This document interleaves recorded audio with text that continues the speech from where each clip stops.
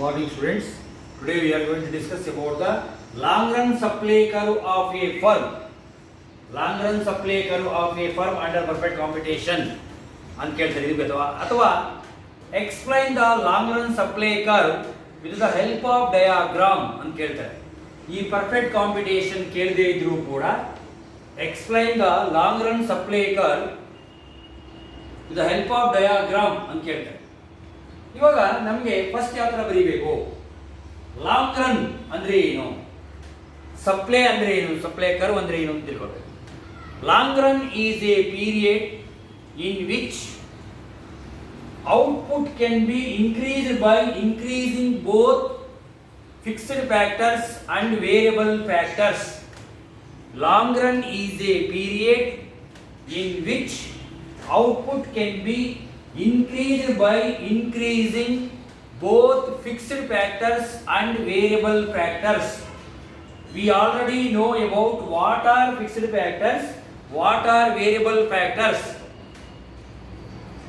The factors which do not vary with the level of output are called fixed factors. Example: land, building, machinery, equipment, permanent workers. These are called fixed factors. Variable factors, the factors which are directly or proportionately change with the level of output. These are called variable factors. Example: raw material, power, fuel, wages, etc. These are called variable factor. Labors, that is also a variable factor. Andre long run is a period in which output can be increased by increasing both fixed factors and variable factors. ಅಂದ್ರೆ ಬದಲಾಗುವ ಉತ್ಪಾದನಾಂಗಗಳನ್ನ ಮತ್ತು ಸ್ಥಿರ ಉತ್ಪಾದನಾಂಗ ಎರಡನ್ನೂ ಬದಲಿಸಬಹುದು. ಎಲ್ಲಿಂದ್ರೆ long run ಅಲ್ಲಿ output ಅನ್ನು increase ಮಾಡಬೇಕಾದ್ರೆ. ಇದು ಲಾಂಗ್ ರನ್ ಅಂದ್ರೆ ಗೊತ್ತಾಯ್ತು ಮೀನಿಂಗ್. ನೆಕ್ಸ್ಟ್ ಸಪ್ಲೈ ಅಂದ್ರೆ ಏನು? The quantity of a commodity which the seller is willing and able to offered for sale at a given price in a given period of time, that is called supply. Supply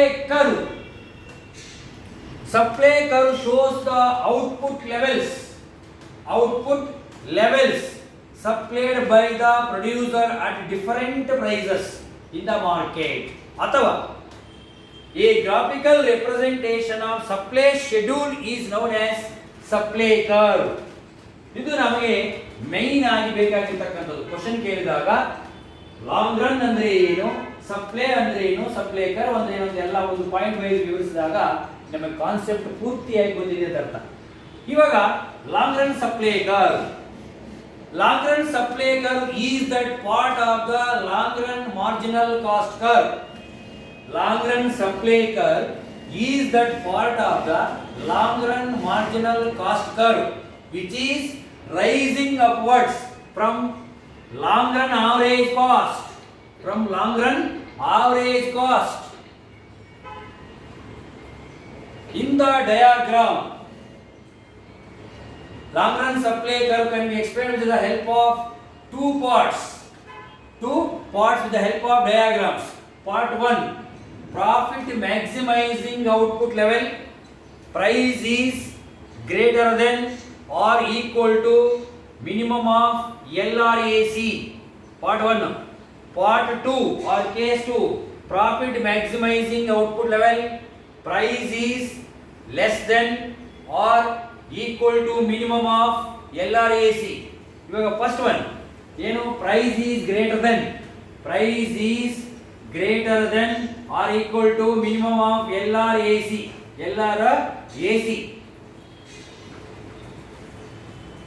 ನೋಡಿ, long run supply curve is that part of the marginal cost curve which is sloping upwards or rising upwards from long run average cost. Here in the diagram, OX axis represents output, OY axis represents price or cost. LRAC is called long run average cost curve. LRMC is nothing but long run marginal cost curve. In the diagram, long run marginal cost curve rising from average cost, long run average cost ಅಂದ್ರೆ long run marginal cost curve ಅನ್ನೋದು rising point ಆಗಿದೆ. ಎಲ್ಲಿ? at point P1, the long run marginal cost curve is rising. Long run marginal cost curve is rising from average cost. Here Q1 output level, at Q1 output level price is P1. Here marginal cost curve is rising upwards. The firm will earn the profit. It is called break even point. Profit andre illi market price is greater than average cost. At P1 price, market price is greater than average cost. Long run average cost ನೋಡಿ, P1 ಅನ್ನುವುದು ಮಾರುಕಟ್ಟೆ ಬೆಲೆ, LRAC ಅನ್ನುವುದು ವಸ್ತುವಿಗೆ Q1 ಪ್ರಮಾಣದ ವಸ್ತುವಿಗೆ ತಗಲುವ ವೆಚ್ಚ. ಯಾವುದು? LRAC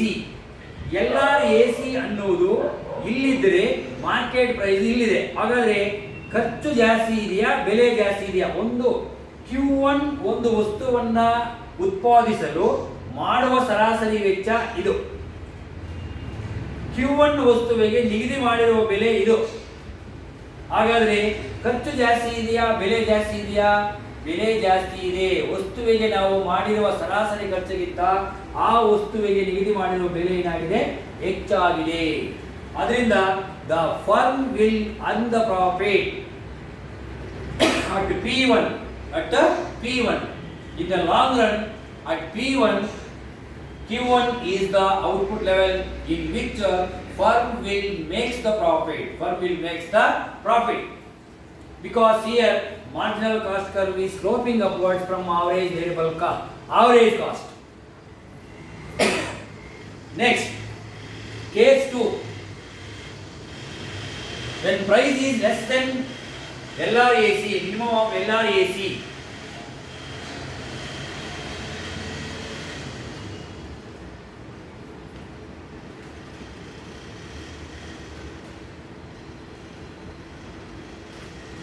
ನೋಡಿ, less than LRAC ಎಂದಾಗ market price is, when the market price is